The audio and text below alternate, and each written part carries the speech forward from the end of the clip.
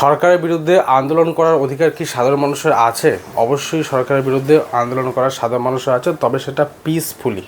ভারতের সংবিধানের article 19-এর subclause 1A এবং আর্টিকেল 19-এর সাবক্লস 1Bতে সংবিধানের বিধিবদ্ধ আছে যে সাধারণ মানুষ তাদের অধিকার আদায়ের স্বার্থে বা সরকারের কোনো ভুল নীতির বিরুদ্ধে হোক বা তোমাদের কোনো বিশেষ দাবি আদায়ের জন্য হোক, সেক্ষেত্রে তোমরা কোনো জায়গায় গ্যাদারিং হয়ে কিন্তু একটা পিসফুল প্রোটেস্ট করতে পারো উইদাউট এনি আর্মস।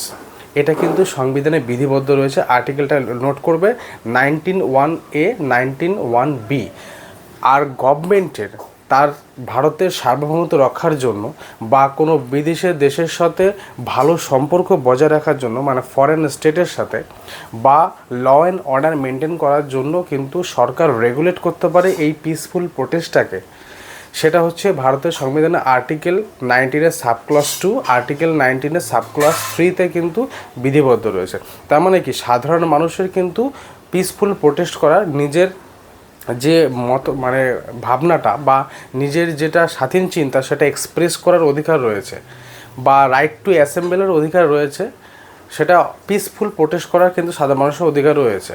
আর গভর্নমেন্টের অধিকার রয়েছে সেইটাকে কিন্তু রেস্ট্রিকশন করা, মানে কোন জায়গায় তুমি প্রোটেস্টটা করবে সেটা গভর্নমেন্ট ডিসাইড করবে, কোন জায়গায় প্রোটেস্টটা করবে, কতক্ষণ ধরে চলতে পারে, বা এই ধরনের যে রেস্ট্রিকশন সেটা কিন্তু গভর্নমেন্ট সেটা কিন্তু কন্ট্রোল করতে পারে।